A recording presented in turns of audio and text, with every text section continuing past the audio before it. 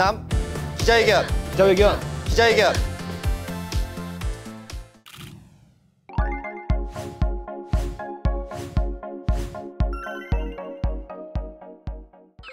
제일 큰 이슈라고 하면 뭐 우리가 앞서서도 살짝 언급했던 코로나19 사태가 아닌가라는 생각이 좀 듭니다. 네. 두 분께서는 이제 이 코로나19 딱 막 시작했을 때 어땠는지 기억하세요?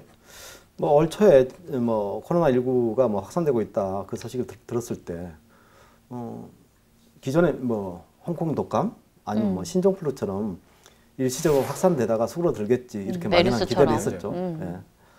근데 결국 지나놓고 보니까 코로나19가 전 세계적으로 확산되면서 모든 이슈를 빨아들이는 블랙홀이 돼 있죠, 현재도. 1월 중순? 1월 중순부터 맞아요. 좀 네. 이슈가 됐었잖아요. 제가 2월 초에 검진을 받은 적이 있거든요. 그래서 저는 아직 우리나라에 이렇게 막 유행이 되기도 전부터 완전히 체감이 되더라고요. 굉장히 공포스럽게 다가와서 코로나의 위험성을 정말 심각하게 좀 생각을 해봤던 시기였던 것 같아요. 사실 그때 저희가 이제 한창 얘기를 떠들었던 게 우한에서 넘어왔다. 응. 뭐 우한 바이러스다. 박쥐. 네, 또 이제 뭐 지난해 11월 박쥐를 조심해라. 진짜 말 그대로 여러 얘기들이 좀 많이 나왔던 시기였던 것 같은데 네.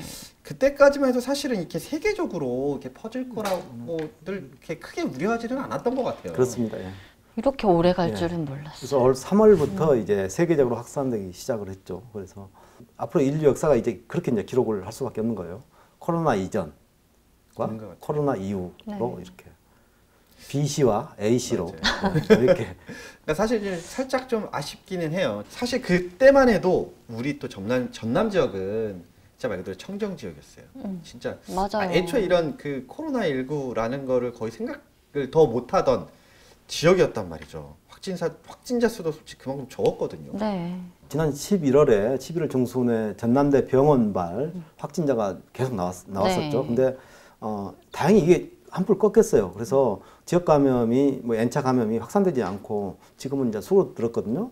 그리고 뭐 나머지 뭐 지금 뭐 산발적으로 발생하고 있는 것은 뭐 가족 모임이라든가 뭐 김장 모임 아니면 수도권의 병원에 뭐 진료차 갔다가 감염돼서 온 사례 뭐 이런 것만 있지. 당초 예상하거나 뭐 우려했던 것보다는 굉장히 그래도 안정적이다. 저는 그렇게 봐요. 서부권도 그렇고 동부권도 그렇고. 동부권이 뭐 서부권에 비해서는 더 확진자가 많이 발생했고 그런데 저는 굉장히 안정적으로 봅니다. 지역을.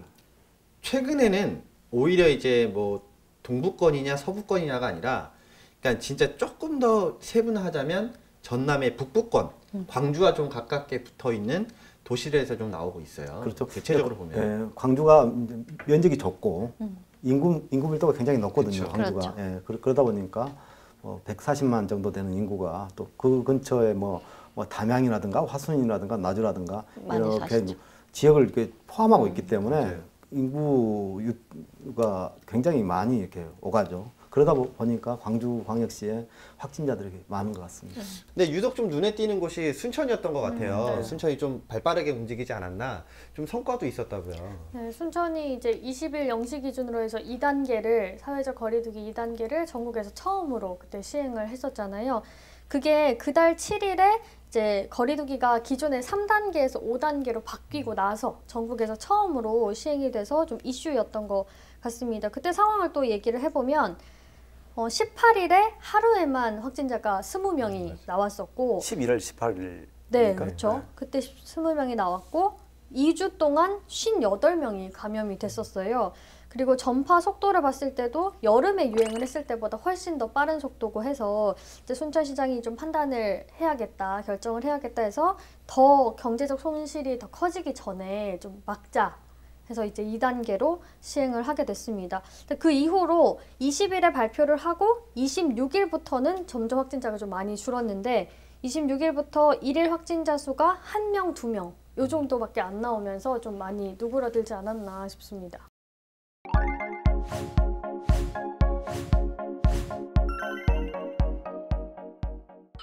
특히나 이번 뭐 코로나19가 확산되는 상황에서 전남 지역 중증 환자를 돌볼 수 있는 그런 시설이 없다 보니까 네. 그런 의대 설립에 대한 필요성이 조금 더 이렇게 컸을 것 같은데 어떤가요? 그렇죠. 보니까 사실 전 세계적으로 유행하는 이제 감염병이 앞으로는 2, 3년 주기로 주기적으로도 발생이 될 거다라는 이제 자료들도 나와 있더라고요. 네.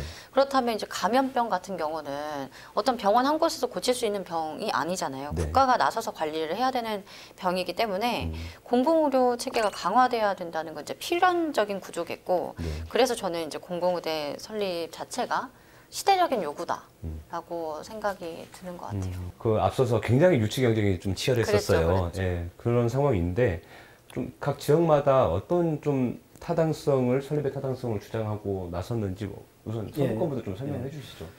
2018년도에 이제 당시 정의당 네. 우리 윤수아 의원이 적극적으로 제기를 해서 네. 했죠.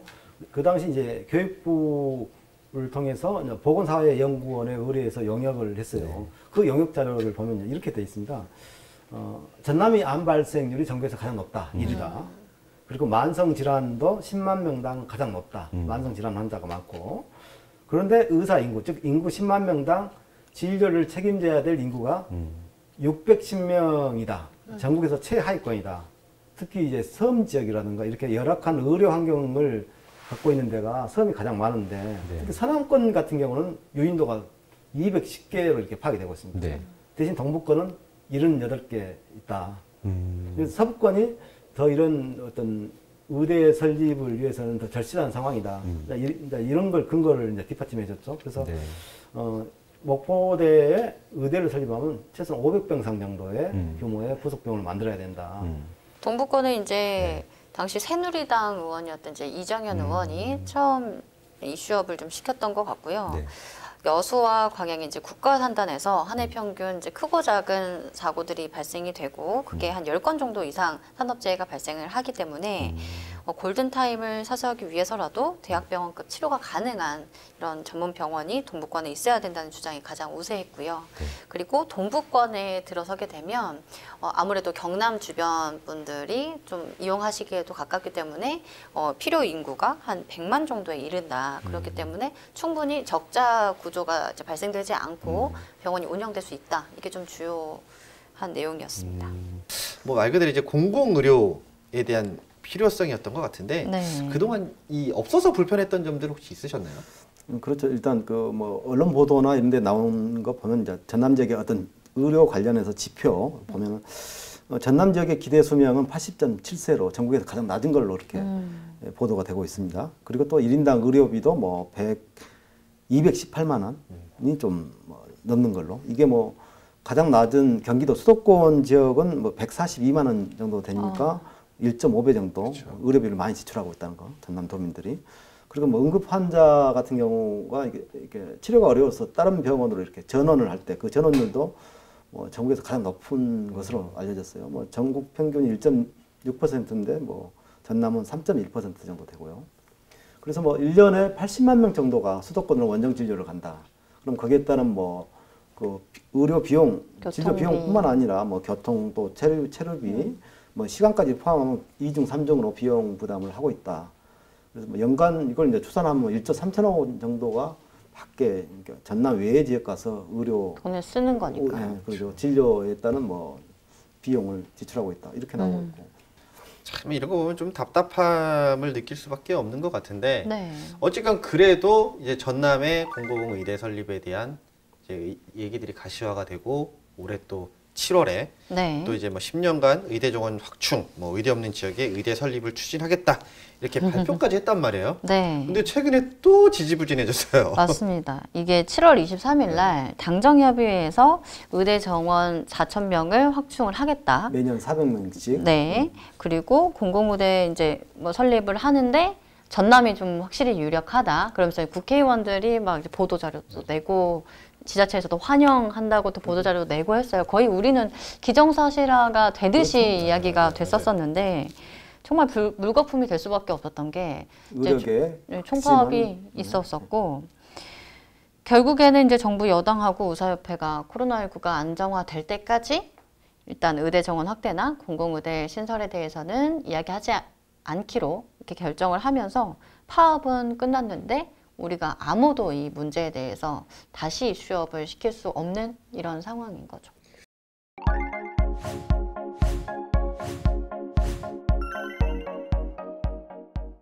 저 같은 경우에는 이제 학교 다닐 때 한 반에 한 40명 정도가 함께 이제 수업을 받았어요. 네. 그 끌턴 기자님 시절에는 한 6, 70명 됐나요? 얼마나 됐죠? 한 반에? 80년대는 그랬죠. 80년대 어땠냐면 네. 전국에 100만 학도 이렇게 얘기했죠. 100만 학도. 100만 학도. 뭐 근데 네. 지금은 대학 정원이 아까 48만 네. 7천 명 정도. 그러니까 한 40년 만에 네. 절반 이상이 50% 이상이 줄어든 거죠. 지금 대학 정원이.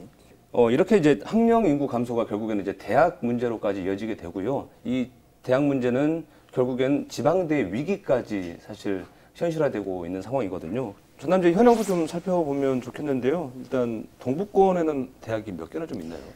동북권에는 7곳 정도가 7개. 되거든요. 네. 이제 뭐 여수에는 전남대 여수 캠퍼스 있고, 그다음에 여캠. 한영대, 네. 순천대학교, 제일대, 청암대, 광양에 있는 광양보건대, 그리고 한려대까지 해서 7곳인데 이제 광양보건대 같은 경우에는 우리 저번에도 이야기 좀 했었듯이 이용화 설립자 횡령 사건으로 인해서 신입생 정원 축소 결정이 이제 교육부에서 내려져 있는 상황이거든요. 네. 그래서 정상화가 되기까지는 좀 아직까지는 어려운 상황이고, 그래서 멀지 않은 미래에는 6개 대학이 운영이 되지 않을까 이런 전망을 하고 있습니다. 그러면 뭐 동북권은 한 7개 정도 되는데 지금 한 곳이 지금 줄어들 위기에 좀 있는 것 같고요. 서북권 같은 경우는 어떤가요? 서북권은 한국 폴리텍 대학 포함해서 8개가 있죠. 8개. 그 중에서 이제 국립대가 목포 해양대와 목포대학 있죠. 국립대가. 네.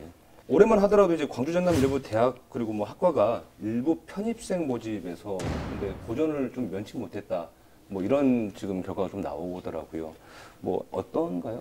목포대 같은 경우에도 네. 뭐 입학을 하되 보통 편입을 하려면 4학기를 마쳐야 되거든요. 그래서 2학년을 마치면 수도권 대학으로 떠나는 거예요. 떠나는 거죠. 아니면 이제 광주에 있는 뭐 전남대로 떠나거나 이렇게 네. 해서 이 편입을 말릴 수가 없기 때문에 네. 이게 그런 학생 수가 감소하는 그 부분에 대해서 대학 측에서도 굉장히 고민을 하고 있고 골머리를 앓고 있어요.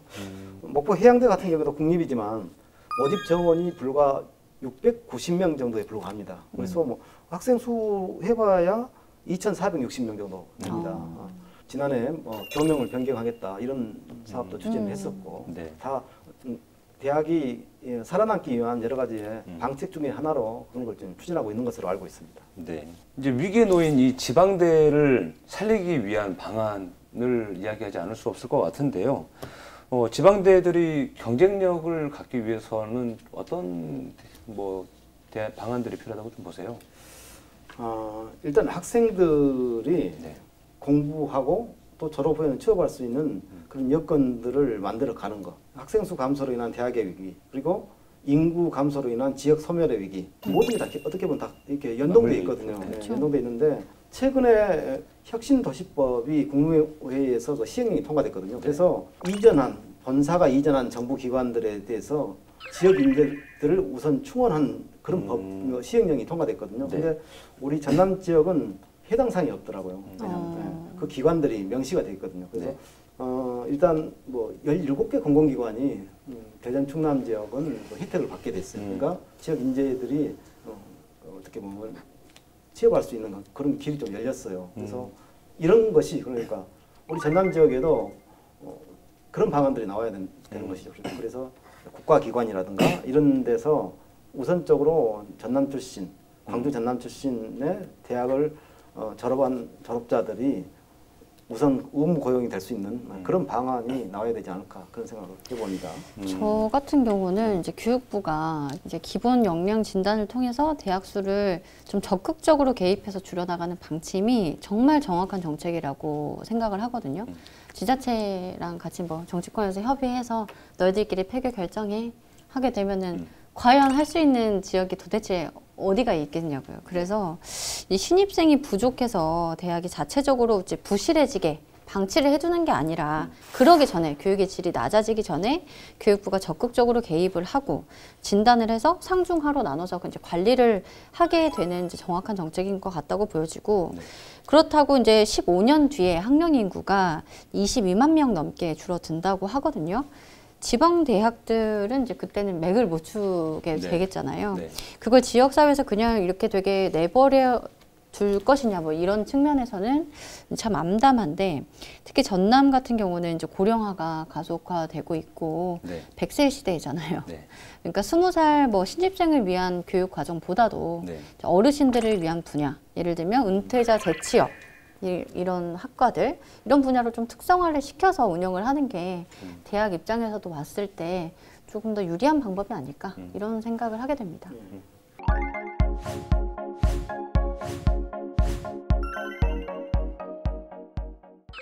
이것도 기상이변으로 일어난 것 중 하나로 좀 그렇죠. 꼽을 수가 있죠. 예, 보통 우리 장마는 6월 하순경에 와서 7월 하순경에 한 달 동안에 해서 끝냈죠. 뭐 마른 장마가 됐던 비가 자주 오는 장마가 됐던. 근데 이게 거의 2달 가까이 가고 장마 끝무렵에 이제 태풍이 2주 동안 왔었고 네.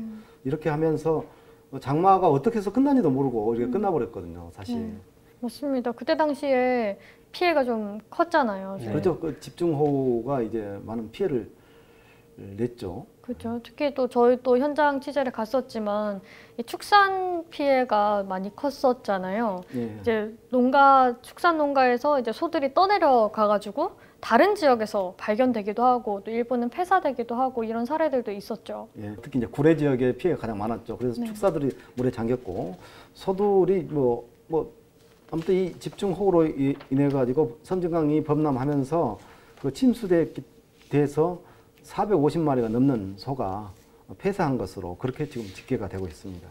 최근에 전라남도에서 이 집중호우로 인한 피해 현황을 이제 국가에 기록하는 시스템이 있는데요. 거기에 기록을 한 데이터 자료가 나와서 봤더니 집중호우로만 전남에서 4천억 원에 가까운 재산 피해가 발생한 걸로 예. 집계됐습니다. 예. 네, 정말 어마어마한 피해였습니다.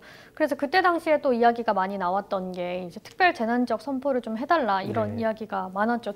또 이제 일부 전남 지역에서는 실제로 선포가 되기도 했었죠. 어떤 지역이었죠?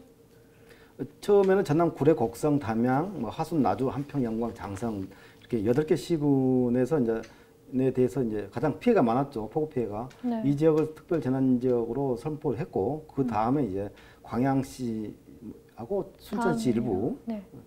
그때 뭐 면단 이 3개 지역이 이제 특별 재난 지역으로 추가로 지정이 됐습니다. 네, 정말 피해가 컸던 지역에서는 이게 본인의 힘으로 복구를 할 수 있는 것도 아니고 이거를 좀 보완하려면 어느 정도의 좀 지원이 필요할 텐데 네. 그나마 조금 다행인 결정이지 않았나 이런 생각이 좀 드는데요.